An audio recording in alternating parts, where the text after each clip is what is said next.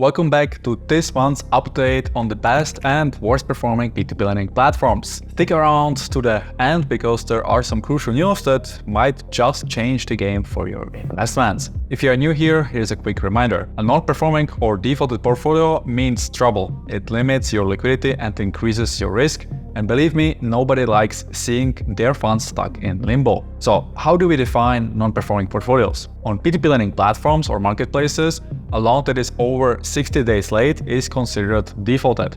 For crowdlending platforms, that window stretches to 90 days. While platform performance directly impacts the returns you see, keep in mind that this video is no investment advice. Things can flip fast in this space, so always keep an eye on your portfolio and stay ahead of any nasty surprises. Now let's dive into the numbers. Here's a look at how the most popular platforms in Europe performed in the first half of September. Mintos, Estate and Peerberry continue to dominate the market. Mintos managed to increase its lending portfolio while shaving off about 3 million euro from the funds in recovery. A quick refresher, funds in recovery include pending payments and loans from suspended or defaulted lenders. Mintos also onboarded new lenders from Indonesia, Mexico and Kazakhstan last month to further increase the diversification for investors. Meanwhile, things are not looking so hot for Estate Guru. Default rates are up again, not just because the portfolio shrunk, but also due to 1 million euro in newly defaulted loans. The CEO promised to recover 38 million euro this year,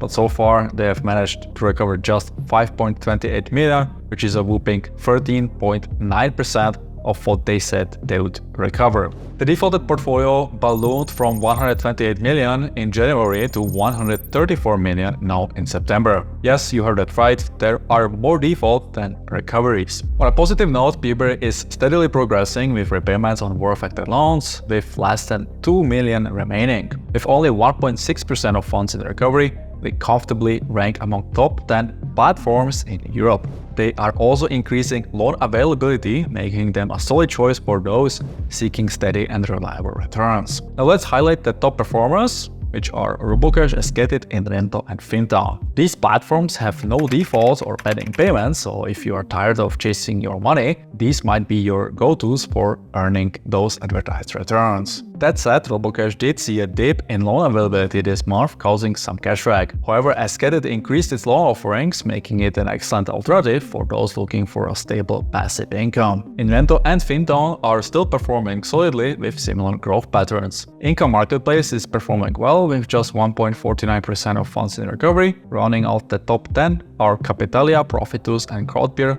with less than 5% of their portfolios in recovery. Now let's shift to Lande. Their default rate dipped last month thanks to a boost in their outstanding portfolio. Currently, less than 10% of their loan book is in recovery. If you're curious about the nitty-gritty details, check out their latest blog post for an overview of their recovery process. Meanwhile, Debitum's outstanding portfolio has decreased, much like Twinos. Twinos still has not provided any updates on the status of its Asian portfolios, leaving investors in the dark. For now, we'll consider those portfolios stuck in recovery. On the other hand, Heavy Finance has a significant 38% default rate. Yep, you heard it right. Over a third of their loans are delayed for more than 90 days. To be honest, it's not the best look. Most platforms are not exactly forthcoming with performance data, but don't worry, we have got you covered with in-depth platform reviews and portfolio evaluations if you're looking for more details. Bottom line, keep a close watch on the performance of your loan portfolios. It's the #1 factor impacting your returns. And while you are at it, study the platform teams and their business models. After all, understanding the risks you are taking is half the battle. That's a quick rundown from the P2P lending industry this month. If you haven't noticed yet, we have launched a new mini-series of shorts where I give my 2 cents on platforms we don't typically cover in these monthly updates. If there's a platform you're curious about, drop it in the comment below. Don't forget to give this video a like and subscribe to not miss out on the next updates. Thanks for watching and I will catch you in the next one.